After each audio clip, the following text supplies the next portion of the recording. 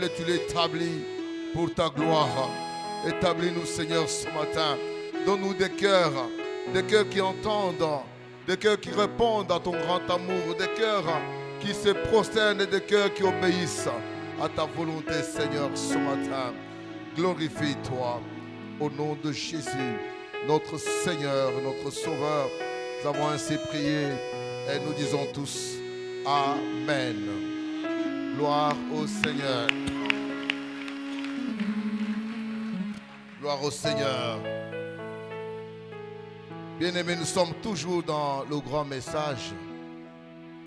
Et le grand message comportait deux grandes parties. La première grande partie parlait de la mort de Jésus-Christ comme étant l'objectif premier de Dieu pour que l'humanité soit sauvée. Quelle mort? La mort de la croix. Et après cette mort, il y a la résurrection de Jésus qui est comme un gage, qui est comme une assurance de notre salut. Et nous allons épingler dans cet aspect de la résurrection de Jésus. Pour commencer cette partie de la résurrection de Jésus, nous prenons ce passage qui est dans Matthieu 28, verset 16 au verset 20e. Et c'est plus le verset 20 qui va le plus nous intéresser ce matin. Les 11 disciples allèrent en Galilée, sur la montagne que Jésus leur avait désignée. Quand ils le virent, ils se prosternèrent devant lui. Mais quelques-uns eurent des doutes. Jésus s'étant approché, leur parla ainsi. Tout pouvoir m'a été donné dans le ciel et sur la terre. Tout pouvoir m'a été donné dans le ciel et sur la terre. Allez, faites de toutes les nations des disciples, les baptisant au nom du Père, du Fils et du Saint-Esprit, et enseignez-leur à observer tout ce que je vous ai prescrit. Et voici, je suis avec vous tous les jours jusqu'à la fin du monde. Amen. Et voici, je suis avec vous tous les jours jusqu'à la fin du monde. Par rapport à Matthieu,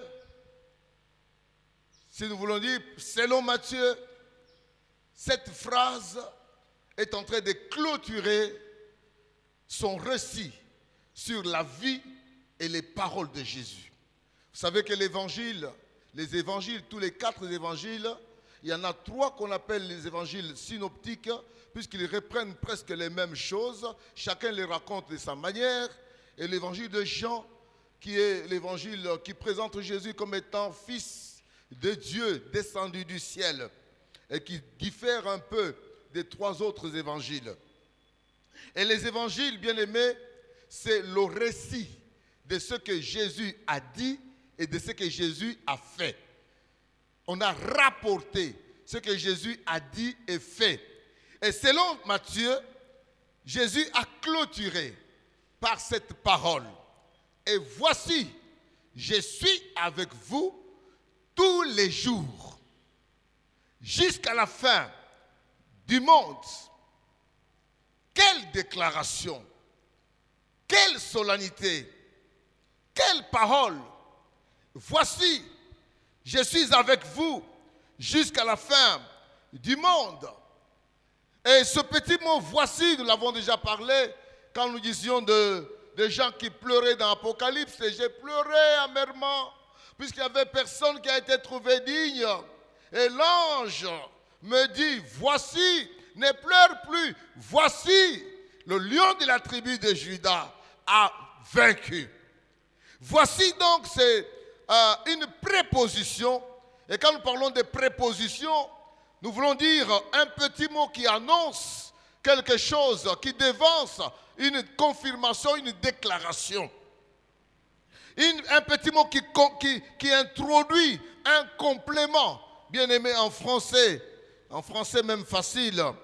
Cette préposition, voici, veut dire ce qui est plus proche. C'est différent de voilà, qui peut éloigner quelque chose de loin. Mais voici, c'est plus proche, c'est avec nous. C'est pour indiquer ce qui est plus proche, pour indiquer ce qui se produit dans le futur le plus proche. Voici, je te donne. Oh, mais pourquoi tu es encore pensif comme ça? Je suis en train de te dire, voici, je te donne. Voici un stylo. Voici moi, ma Bible, prends-la. Donc, je suis en train de te donner quelque chose qui est tout proche. C'est pour indiquer ce qui va suivre dans un immédiat le plus proche, bien-aimé. Voici. Et c'est Jésus lui-même qui s'emploie à utiliser ce mot. Voici. Et il va introduire quoi? Voici, je suis avec vous. Voici, je demeure avec vous. Voici, je ne vais pas m'éloigner de vous. Je suis avec vous tous les jours, jusqu'à la fin du monde. Et le contexte, nous le savons, c'est un contexte d'après la mort. Un contexte de la résurrection de Jésus. Christ est ressuscité. Et Christ ressuscité, il apparaît sporadiquement. Il apparaît quand ils sont dans la maison. Il apparaît, ils sont en train de craindre les Juifs. Alors qu'ils craignent les Juifs, tout à coup, il apparaît. Et quand il apparaît, il leur donne des assurances. Il commence par leur donner la paix, puisque les cœurs sont troublés. Qu'adviendra-t-il? Vont-ils pousser la porte? Vont-ils nous arrêter? Vont-ils nous traîner à la mort? Qu'est-ce qui va arriver? Quand nous prenons Jean 20, 26 à 28, nous pouvons lire, 8 jours après, les disciples de Jésus étaient de nouveau dans la maison et Thomas se trouvait avec eux. Jésus vint, les portes étant fermées, se présenta au milieu d'eux et il dit, la paix soit avec vous. Puis il dit à Thomas, avance ici ton doigt et regarde mes mains, avance aussi ta main et mets-la dans mon côté et ne sois pas incrédule, mais crois. Thomas lui répondit, mon Seigneur et mon Dieu. Jésus lui dit, puisque tu m'as vu, tu as cru. Heureux ceux qui croient sans m'avoir vu. Amen, amen. Heureux ceux qui croient sans m'avoir vu. Le contexte, bien-aimé, c'est 40 jours après la résurrection de Jésus. Le premier jour de la résurrection, c'était un dimanche. Les femmes vont au cimetière pour embaumer le corps selon la coutume. Quand ils arrivent au cimetière, ils trouvent que la tombe est vide. Oh, ils ont volé notre Seigneur. Non, ils n'ont pas volé. Vous savez, il y a une raison qui nous pousse à croire et à confirmer que Jésus est réellement ressuscité et que les soldats, les militaires avaient le pouvoir de démentir cette résurrection en présentant le corps. Ils ont dit quoi? Il est ressuscité. Oh, voilà le corps. Voilà le corps. Nous l'avons ici. Nous l'avons récupéré. C'était des Romains. Ils étaient une grande armée. Et personne ne pouvait bouger devant les Romains. Personne. Personne. Il n'y avait pas un endroit où on pouvait cacher un corps sans qu'on découvre cela. Et c'était des Romains en complicité avec le Sanhédrin, c'est-à-dire en complicité avec les Juifs. Donc s'il y avait une petite erreur de cacher le corps, même les Juifs allaient montrer ça.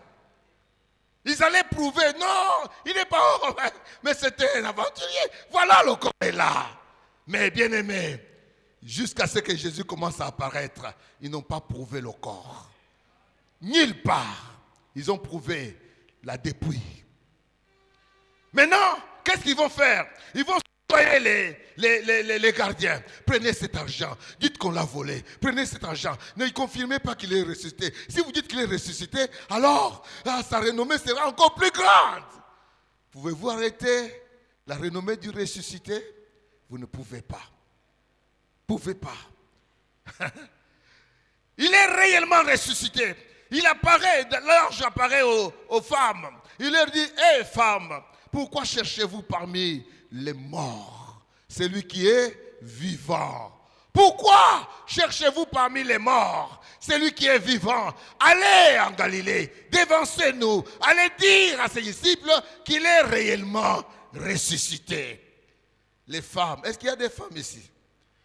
Est-ce qu'il y a des femmes ici? Je connais un frère qui est venu ici avec sa famille.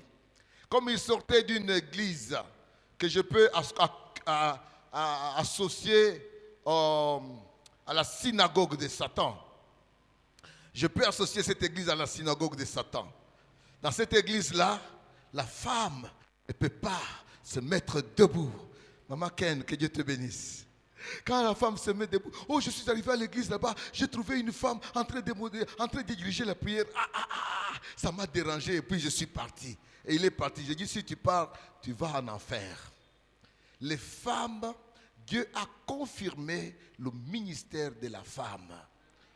Et la femme est la première à annoncer la résurrection de Jésus. C'est la femme qui est allée parler aux apôtres. Les apôtres qui étaient encore dans le cachot, dans une maison bien fermée. Les femmes viennent et disent, écoutez, nous avons rencontré quelqu'un qui nous a confirmé qu'il est ressuscité. Nous-mêmes, nous avons regardé, nous ne l'avons pas trouvé. Nous ne l'avons pas trouvé. C'était plein d'onction et plein d'équipements que les femmes ont annoncé cette bonne nouvelle. Alors toi qui arrêtes, qui dis que la femme n'a pas de ministère, tu fais une grosse erreur. Là, au puits de Jacob, c'était une femme qui est allée en Samarie, qui a parlé à toute la ville. Quelle évangélisation!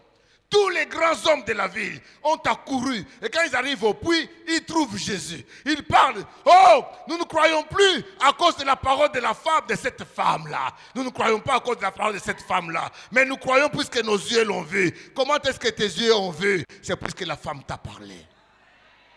La femme t'a parlé. Pourquoi tu ne crois pas ce que la femme te parle? La femme est loin. Dans la chambre haute, il n'y avait pas que des hommes. Si le Saint-Esprit est venu pour donner l'équipement pour le ministère dans la chambre haute, il y avait des hommes, il y avait aussi des femmes. Et le Saint-Esprit n'a pas abandonné un seul corps. Il est descendu sur toute chair qui était là. Tous ceux qui étaient dit les 120 ont eu les mêmes langues de feu. Les 120 étaient visités par le Saint-Esprit. Et il y avait des femmes. La femme a un ministère reconnu par Jésus-Christ. Et le problème, ce n'est pas que ce soit une femme, que ce soit un homme. Et le psaume dit, Dieu dit une parole. Et les femmes messagères de la bonne nouvelle sont une grande armée. Les femmes messagères de la bonne nouvelle sont une grande armée. Bien-aimés, Jésus apparaît. Il apparaît. Les femmes donnent la nouvelle. Pierre se lève, il court avec notre disciple, ils arrivent au tombeau, ils trouvèrent les choses telles que les femmes leur avaient dites. Les femmes disent la vérité. Et ils trouvèrent les choses telles que les femmes leur avaient dites. Et ils rentrent. Et quand ils rentrent 8 jours après, le Seigneur vient, même pas 8 jours, avant même les 8 jours, il les rencontre, malheureusement, un d'eux n'est pas là. Thomas n'est pas là. Thomas dit, quoi? Qu'est-ce que vous dites? Non. Vous pouvez tout raconter sauf ça. Vous pouvez tout raconter sauf le fait que Jésus-Christ est ressuscité. Est-ce que vous savez la teneur de cette déclaration? Pouvez-vous imaginer? Pouvez-vous peser la teneur de cette déclaration? Il est ressuscité. Ah, vous ne savez pas ce que vous dites. Nous sommes perplexes. Nous sommes dans la peur des Juifs. Nous sommes dans la peur des Romains. Nous sommes dans la peur. Nous ne savons pas, nous qui étions avec lui, nous ne savons pas ce qui va nous arriver. Nous sommes en train de nous cacher. Nous sommes dans des cachettes. Et vous dites qu'il est ressuscité. Qu'est-ce que vous êtes en train de dire là? Alors il fallait que Jésus donne la preuve. Bien-aimé, j'ai épinglé l'exemple de Thomas, puisque Jésus est en train de montrer à Thomas que même quand il doutait, Jésus était là. Alléluia. Même quand Thomas était en train de douter de la résurrection de Jésus, Jésus va lui rappeler même ses propres paroles. Même ses propres paroles. Il lui rappelle cela. Il lui rappelle ça. Ça, c'est notre écodyme, ne vous en faites pas. Il y a un peu de pluie dehors. Ils sont même plus nombreux que nous le croyons. Papa Billy, il monte au-dessus. Il n'y a pas de bureau de quelqu'un là-bas. Il y a juste de la place pour l'évangile. Donc, Thomas, c'est quelqu'un qui ne croit pas quand ses yeux ne voient pas. C'est quelqu'un qui doute. Lui, il doit voir, il doit toucher pour se rassurer que la chose est vraie. Quand il n'a pas encore touché, il n'a pas encore vu, son cœur ne croit pas. Mais Jésus est en train de répondre à plusieurs Thomas qui viendront par la suite, qui seront même à Mitendi. Comme nous n'avons jamais vu, nous ne croyons pas. Mais Jésus leur dit, écoutez, heureux ceux qui auront cru sans avoir vu. Alléluia. Alléluia. Heureux ceux qui auront cru sans avoir vu. C'est alors que Jésus, après 40 jours, bien-aimé, 40 jours et 40 nuits, le Seigneur se révèle. Il se montre à tous ses frères, à toutes ses sœurs. Il se montre, il leur donne les preuves de sa résurrection. Il mange avec eux. Parfois, il est sur le bord de la mer. Il demande, avez-vous quelque chose à manger ici? On lui prépare, on présente le poisson. Il mange. Il est sur la route avec les 2 disciples d'Emmaüs. Il marche jusqu'à Emmaüs. Et quand ils entrent dans la maison pour fuir la nuit, bien aimé, il prend le pain, il le soulève. Vous pouvez voir ça dans Luc 21. Il soulève le pain. Et quand il rend grâce, les disciples se réalisent que nous étions avec lui. Il y en a même un qui va dire, mon cœur brûlait quand il me parlait, quand il lui échangeait là, je sentais la chaleur dans mon cœur, mais mon corps et mon esprit étaient éloignés pour savoir que c'est le Seigneur. Il s'est caché, il s'est révélé dans la suite des temps. Et Paul va même dire dans 1 Corinthiens 15 qu'il s'est révélé à plus de 500 personnes en une fois. Il s'est montré à plus de 500 personnes en une seule fois. Il s'est montré aux 12. Il s'est montré à plusieurs personnes. Paul va dire, il s'est aussi révélé à moi-même. Je l'ai vu. Moi, Paul, je l'ai vu. Et toi aussi, tu l'as vu. Le jour que tu as réalisé que ton péché allait t'emmener en enfer. Le jour que tu as décidé d'accepter Jésus comme Seigneur Sauveur, il t'a visité ce jour-là. Il t'a visité ce jour-là. Et désormais, ta vie n'est plus la même. La vie a changé. La trajectoire de la vie a changé. Tu allais vers un point A et tu es détourné 90 degrés. Tu retournes vers le Père et tu es en route pour le ciel. Le Seigneur t'a rencontré, mon frère, ma soeur. Mais maintenant, dans cette peur, dans cette incertitude, Jésus a besoin de donner de l'assurance à ceux qui doivent perpétuer son ministère. Il a besoin de leur donner une parole. Ils peuvent tout oublier. Ils peuvent tout oublier. Nous étions à Galilée. Nous étions sur la mer. Il a parlé à la mer. La mer s'est tue. Ah, c'était un événement sporadique. Mais est-ce qu'il est encore avec nous? Même quand ils étaient dans la mer, il n'était pas là. Il leur a dit, allez de l'autre bord, je viendrai vers vous. Je vous suivrai. Et pendant ce temps, le vent vient un peu tuer. Il balance la barque. Ils sont prêts à chavirer. Et Jésus apparaît, marchant sur les eaux. Il leur dit, ne craignez pas, je suis avec vous. Ne craignez pas, je viens vers vous. Pierre, c'est moi. Pierre va dire, Seigneur, si c'est vraiment toi, ordonne que je marche sur les eaux. Il dit, Pierre, avance. Pierre marche sur les eaux. Il dit, oh, le Seigneur est capable non seulement de marcher sur les eaux, mais de donner aussi la capacité de marcher sur les eaux à ceux qui veulent. Alléluia! Par cette déclaration, mon frère, ma soeur, Jésus est en train de nous dire qu'il ne nous a pas abandonnés, qu'il ne nous a pas rejetés, qu'il n'est pas ressuscité pour aller au ciel et rester seulement au ciel, mais il est ressuscité. Et la preuve, il nous l'a montré. Il a mangé avec nos frères, il s'est montré, il a échangé avec eux et il leur demande d'aller sur cette montagne. C'est là, sur cette montagne-là, qu'il leur dira, vous recevrez le Saint-Esprit. Vous recevrez une puissance, le Saint-Esprit survenant sur vous, et vous serez mes témoins à Jérusalem, dans la Judée et jusqu'aux extrémités de la terre. C'est sur cette montagne-là. Parmi les dernières paroles. Mais Pierre, Paul et Matthieu nous rapportent cette dernière parole où il dit, voici, ce n'est pas éloigné, c'est présent, c'est un futur proche. Voici, je suis avec vous. Je suis avec vous. Il veut dire à celui qui croit en lui, peut-être que tu n'as pas encore cru en Jésus. Pour toi, il faudra que tu crois d'abord. Pour toi, il faudra que tu crois d'abord. Il faudra que tu lui abandonnes d'abord ton cœur. Tu lui abandonnes d'abord ton âme. Tu lui abandonnes ta vie. Tu lui abandonnes ton corps. Il entre, il siège comme Seigneur et Sauveur. Il te sauve du péché, de la mort. Il te sauve du péché, il te sauve de la mort.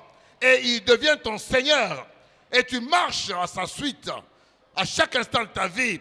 Et dès ce moment, mon frère, ma soeur, il sera avec vous. J'avais une petite question que je me suis posée. C'est lui qui dit ça, il n'y a pas longtemps, Pierre voulait intervenir pour lui. Pierre voulait prendre sa part, sa défense. Pierre a sorti même l'épée de son fourreau et il est intervenu. Il a même coupé l'oreille d'un soldat. Et Jésus a dit, Pierre, ramène ton épée dans son fourreau. Ramène ton épée dans son fourreau. Il prend l'oreille, il le replace. Il replace l'oreille à sa place. Et ils avancent. Pierre, tu n'as pas à défendre le Seigneur. C'est volontairement qu'il se donne. Et le troisième jour, il reviendra. Le Pierre qui voulait le défendre, c'est le Pierre qui est en train de se cacher. Et quand le Seigneur ressuscite, Pierre retrouve la force. Quand les femmes lui disent, il est ressuscité, le premier à courir, c'est Pierre. Il se lève, il court vers le tombeau. Quand il regarde que les choses sont telles que les femmes l'ont dites, Pierre se fortifie, Pierre se lève. Il dit, waouh, il est ressuscité. Et Pierre redouble d'ardeur d'évangéliser. Et le message de Pierre, ce n'est pas comme Paul. Paul entre en profondeur de la Torah. Il relève les valeurs de Jésus dans la Torah. Il fait montrer Jésus plus grand que Moïse, plus grand que les anges. Paul peut faire ça, mais Pierre ne peut pas faire ça. Il n'a pas étudié la Torah. Ce que Pierre sait, c'est que ce Jésus-Christ que vous avez crucifié, que nous avons enterré, Dieu a fait de lui Seigneur et Sauveur. Il a ressuscité des morts. C'est tout le message de Pierre. Partout où il va, il présente Jésus comme ressuscité. Et par ce message, la première prédication, 5 minutes ont valu 3000 âmes. La deuxième prédication, 5 minutes seulement, 5000 âmes. Il confirme seulement que Christ est ressuscité. Et il est vivant. Et il est avec nous. Il est avec nous. Le fait de savoir que Christ est avec moi. Quel Christ? Christ ressuscité. Christ ressuscité, bien-aimé, diffère de Christ qui n'est pas encore mort dans le seul fait que quand il est ressuscité, il agit. Bon, même quand il était dans la vie, quand il marchait, il agissait partout. Il agissait partout. Mais on pouvait dire qu'il est à Jéricho, il est en train d'avancer vers Jérusalem. Et les gens pouvaient accourir sur la route pour l'attendre et mettre des pagnes sur la route, et des fleurs à la main, des rameaux à la main. On dit, ah, il est là, il est en train de venir. Et puis on chante, béni soit celui qui vient au nom du Seigneur. Et il est sur le petit de l'ânesse. Mais Christ ressuscité n'a plus besoin de petit de l'ânesse. Christ ressuscité n'a plus besoin d'être attendu sur une route où il va marcher. Non, il est Dieu. Il remplit les cieux et la terre. Il est avec quiconque l'appelle. Il est avec quiconque croit en lui. Il marche côte à côte avec tous ceux qui l'ont accepté dans le monde entier. On n'a plus besoin de le voir, de le palper. Comme cette femme disait, si je puis seulement toucher les pans de sa robe, je serai guéri. Si seulement mes mains touchent les pans de sa robe, je serai guéri. Oui, il pouvait l'identifier dans sa personne, il pouvait le voir. Mais aujourd'hui, en quelque lieu que ce soit, en quelque lieu que ce soit, même si vous êtes sous la mer, même si vous êtes dans l'avion, même si vous êtes sur le train, même si vous êtes dans un véhicule, quel que soit l'endroit où vous êtes endormi, même en rêve, vous êtes en plein combat avec des forces occultes, vous invoquez le nom de Jésus. La plupart des cas, quand nous avons seulement cité le nom de Jésus, les forces maléfiques nous ont abandonnés. Même en rêve, Jésus est présent. Il est agissant. Présent, agissant. Il n'y a pas des endroits, il n'y a plus de places où il ne peut être. C'est l'avantage, le grand avantage de la résurrection. La tombe vide. J'ai suivi un message de Legrand, un Suisse. Il dit, il y a eu deuil dans la tombe. Il dit, la tombe a contenu les Confucius, la tombe a contenu les Marx, Karl Marx, la tombe a contenu les Lénine, la tombe a contenu les Bouddhas, le grand Bouddha là, le grand gourou là. Il est mort, il n'est jamais ressuscité. La tombe a contenu tous les grands. Et la tombe était contente de contenir tout le monde. Mais quand ce fut le tour de Jésus, la tombe est restée vide. Elle est restée vide et il commence à regretter. Il dit, comment? Mais cet homme est différent de tous les autres. Comment est-ce qu'il fait la différence? J'ai maintenu en esclavage dans mes liens tous ceux qui sont passés par moi. Les grands, tous les grands. Même Adam, Ève, Abraham, Isaac, Jacob, David. Citez-moi le nom que vous voulez. La tombe les a gardés. Mais quand Jésus est passé par là, la tombe a lâché prise. Il a lâché prise. Il dit non, je ne peux pas contenir ça. Non, celui-là, il est différent. Je ne peux pas le contenir. Et maintenant, tous les chrétiens, sachant que la tombe est restée vide, il y a un espoir qui doit naître du cœur. L'espoir doit naître du cœur. C'est-à-dire, il n'y a plus de fatalité pour moi. Il n'y a plus de fatalité pour moi. Quel que soit le lieu, quel que soit l'endroit, quelle que soit la circonstance, quel que soit, mettez ce que vous voulez. Christ est ressuscité et Christ agirait d'être avec moi tous les jours. C'est pourquoi David déjà prophétisé, quand je marche dans la vallée de l'ombre de la mort, moi là, je ne crains aucun mal. Amen, amen. Je ne crains aucun mal. Pourquoi? Pour quelle raison? Ta houlette et ton bâton me rassurent. C'est comme si Dieu disait, voici ma houlette, voici mon bâton, je te rassure.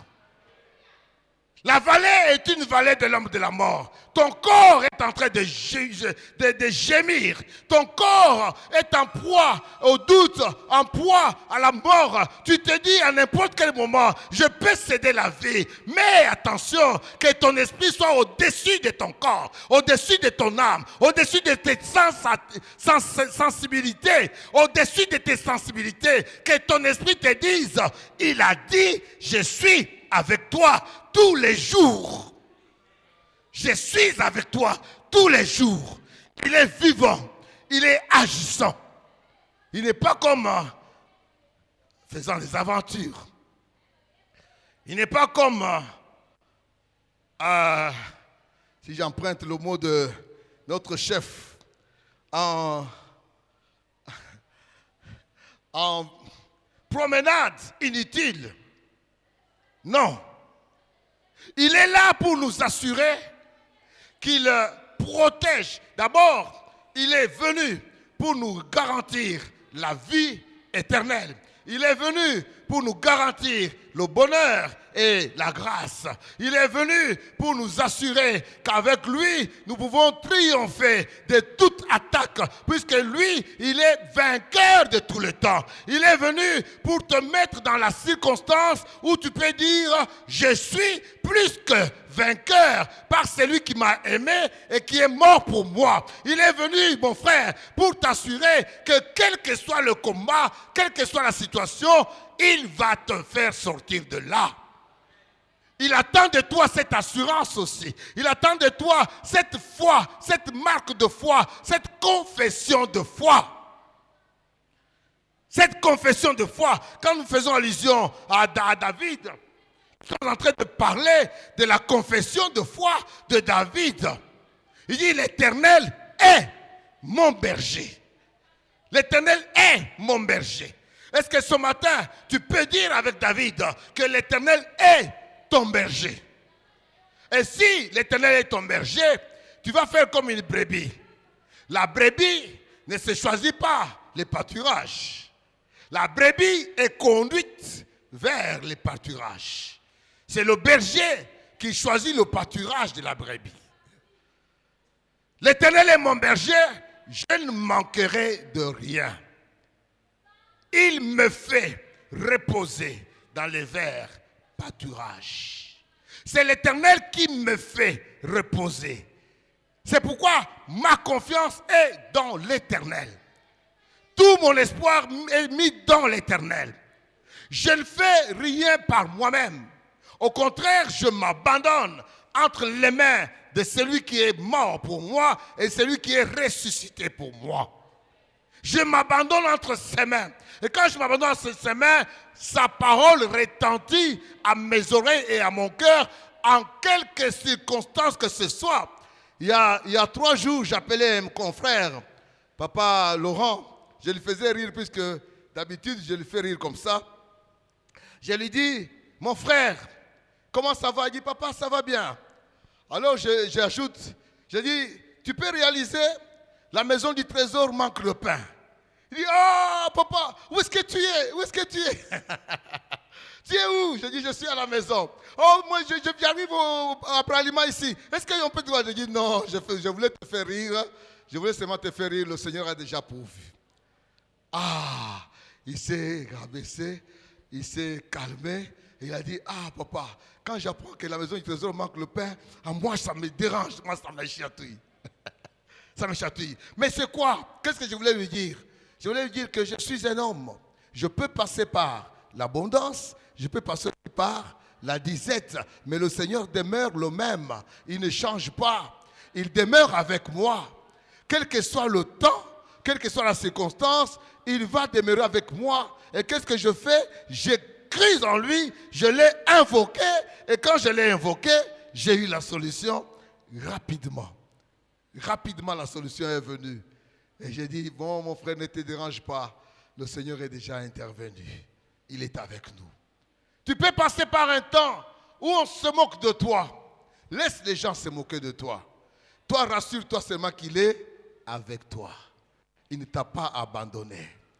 Quand tu te rassures qu'il est avec toi, tu seras l'homme le plus heureux. On va te taquiner, on va te menacer, on va te parler à mal, mais tu ne vas rien céder. Pourquoi? Puisque tu es rassuré de qui est ton Seigneur. À lui appartient la terre, à lui appartient tout ce que le monde contient.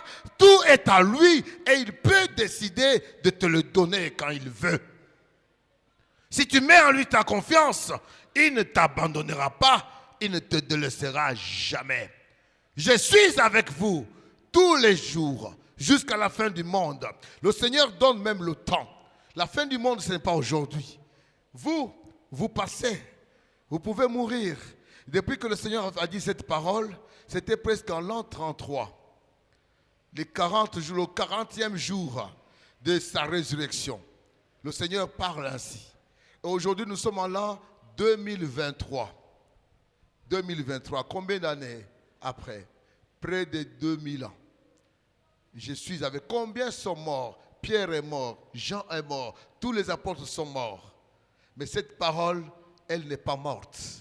Elle demeure avec tous ceux qui, en aussi grand nombre, accepteront Jésus comme Seigneur et Sauveur. Cette parole garde sa valeur et son pouvoir. Il est avec nous tous les jours.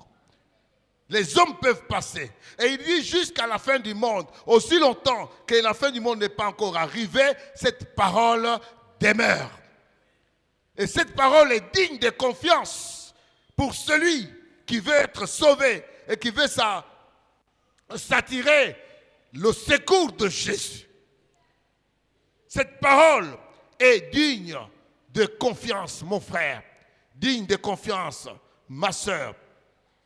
Et cette parole vient nous fortifier dans tous les combats que nous pouvons avoir sous le soleil, dans toutes les épreuves que nous pouvons avoir sous le soleil. Le Seigneur a dit, je suis avec vous tous les jours. Et quand on parle de tous les jours, ce n'est pas toutes les journées. Le jour a 24 heures, 12 heures de la journée, 12 heures de la nuit. Donc, même quand vous êtes dans la nuit, même quand vous dormez, la nuit fait partie du jour. C'est-à-dire, je veux parler en ce terme. Quand vous êtes conscient, le Seigneur est avec vous. Quand vous êtes endormi, votre conscience est comme en berne. Mais vous dormez dans l'espérance que le Seigneur est toujours avec vous. C'est vous qui dormez, mais le Seigneur, lui, ne dort pas. C'est moi qui me lasse, c'est moi qui me fatigue, c'est moi qui peux m'endormir, m'assoupir. Mais le Seigneur, lui, il ne se fatigue pas, il ne se lasse pas, il demeure ce qu'il est. Et cela pour l'éternité de temps. Il ne change pas. Il ne change pas. Alors qu'il n'y ait pas une situation dans ta vie, depuis que Christ est ressuscité, mon frère, ma soeur, qu'il n'y ait pas.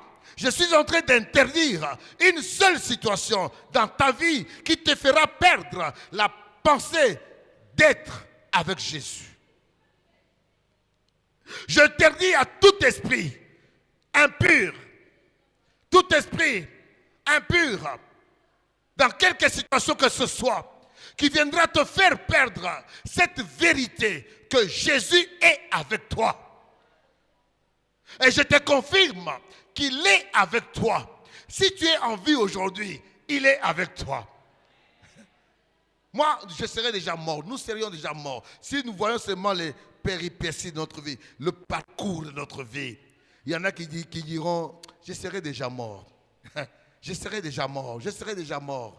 Comment est-ce que le Seigneur m'a montré son grand amour? Comment est-ce que le Seigneur m'a protégé? Comment est-ce que le Seigneur m'a sorti de cette situation? Comment? Les comment, nous n'aurons jamais de solution. Là au ciel, peut-être, le Seigneur va nous révéler comment.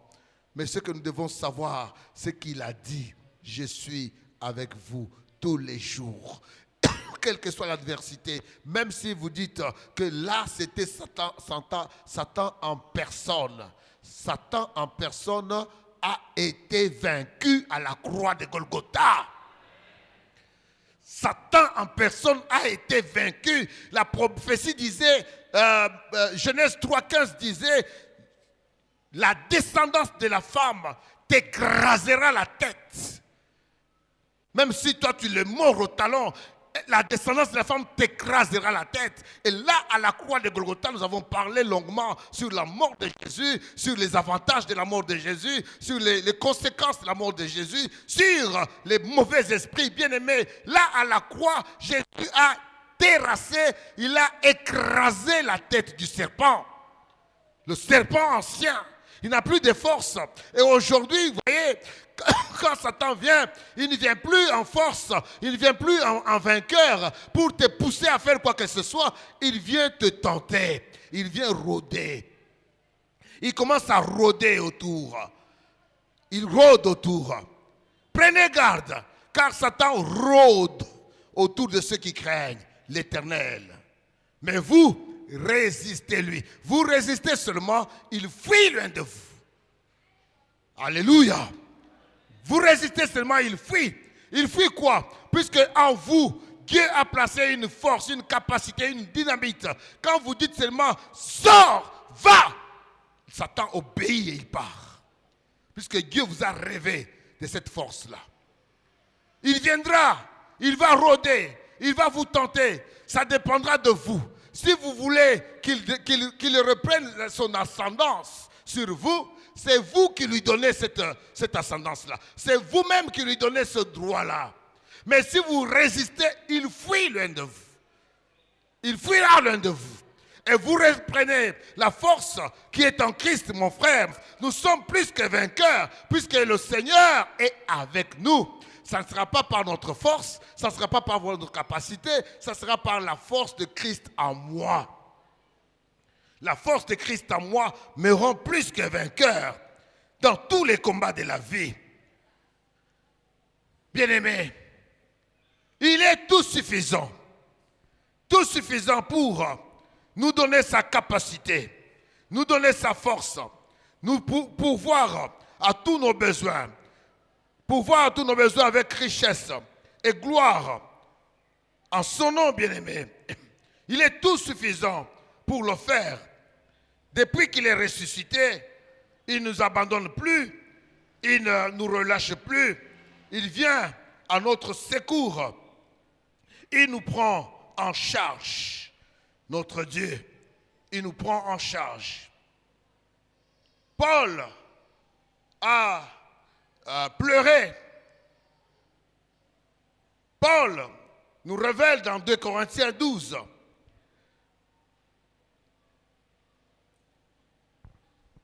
Il dit, à partir de ce 7e, et pour que je ne sois pas enflé d'orgueil à cause de l'excellence de ces révélations, il a mis une écharpe dans ma chair, comme un ange de Satan, pour me souffleter et m'empêcher de m'enorgueillir. 3 fois j'ai prié le Seigneur de l'éloigner de moi et il m'a dit, ma grâce te suffit car ma puissance s'accomplit dans ta faiblesse. Je me glorifierai donc de plus volontiers de mes faiblesses afin que la puissance de Christ repose sur moi. Amen. Quand tu te sens faible, mon frère, la grâce de Jésus est sur toi. Dans ta faiblesse, Jésus vient se glorifier. Dans ta faiblesse, sa puissance va se manifester en toi. Ne reste pas sur ta faiblesse. Ne dis pas non, je suis faible. Ne dis pas non, je n'en peux pas. Non, en tout cas, ça me dépasse. Je vais céder. Non, ne cède pas. C'est dans ta faiblesse que Jésus montre sa puissance. Ta puissance est sur toi. Il ne t'abandonne pas. Ta suffisance est sur toi. Quand tu manques de quelque chose, tu tournes tes regards vers lui et il te donnera. Nous avons parlé la fois dernière du rocher qui était frappé. Il a fallu que le rocher soit frappé pour la première fois. Et la deuxième fois, il a fallu qu'on parle au rocher qui a été frappé. Moïse frappe le rocher. Moïse frappe le rocher. L'eau sort. L'eau apaisantit la soif du peuple. La deuxième fois, Moïse, tu ne frapperas plus le rocher. Le rocher devait être frappé une seule fois. Cette fois-ci, tu parleras. Parle seulement au rocher. Il te donnera de l'eau. Moïse va faire une erreur. Il frappe même 2 fois le rocher. Et Moïse est disqualifié. Pourquoi? Une fois Christ est passé à la croix, frappé une seule fois, après, il est ressuscité. Et depuis qu'il est ressuscité, dans quelque besoin que ce soit, nous parlons. Nous parlons seulement. C'est-à-dire, nous l'invoquons. C'est pourquoi la Bible confirme, invoque-moi, je te répondrai et je t'apprendrai même les choses cachées, les choses que tu ne connais pas. Amen, amen. Les choses que tu ne connais pas. Que la souffrance, bien-aimé, ne vous fasse pas voir ou sentir que Christ s'est éloigné de vous. Non, il a dit, voici, regarde, je suis avec toi. C'est une assurance. Et ce matin, il crie encore à ton cœur qui est perplexe. Je sens qu'il y a des gens qui sont perplexes, des gens qui sont douteux de l'avenir. Des gens qui ne se rassurent pas du lendemain. Dans cette calamité, dans cette souffrance, dans cette peine, dans ces questions sans réponse, Jésus vient, il chuchote à ton cœur. Il te dit, voici, je suis avec toi. Je suis avec toi. Ne promène pas des regards inquiets. Je suis avec toi. Ce matin, je vais te rappeler que je suis avec toi. N'aie peur de rien. N'aie peur de rien. Ne t'épouvante pas. Je suis avec toi. C'est presque une assurance. Et quand je vous le dis, mes frères, je suis en train de me le dire moi-même. Il me dit, je suis avec toi. Walter, ne crains rien. Je suis avec toi. Dans cette situation-là, quand Jésus entre, dites-moi, avez-vous connu dans le récit de Christ, avez-vous connu quelque part où Christ a failli? Avez-vous vu une maladie que Christ n'a pas guérie? Avez-vous vu un problème que Christ n'a pas apporté la solution?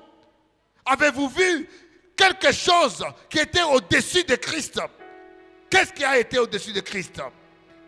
Et ce Christ-là, il n'a pas changé. Hébreu dit, il est le même hier, aujourd'hui et éternellement. Il est le même. Quand il dit, voici, je suis avec vous tous les jours, c'est éternellement. Éternellement, il est avec moi. Mon frère, ma soeur, reprends courage. Reprends courage. Viens à Jésus. Reprends courage. Tourne tes regards à Jésus. Reprends courage. Crie vers Jésus. Reprends courage. Recommande ton sort à Jésus. Mon frère, ce matin, je vais te dire, il est vivant. Il est vivant. Il est agissant. Tourne ton regard vers lui. Tu ne seras jamais déçu. Tu ne seras jamais déçu. Il est le seul devant lequel on a dit, rien n'est impossible à Jésus. Rien n'est impossible à Jésus. Pourquoi tu l'amènes sur le terrain des impossibilités?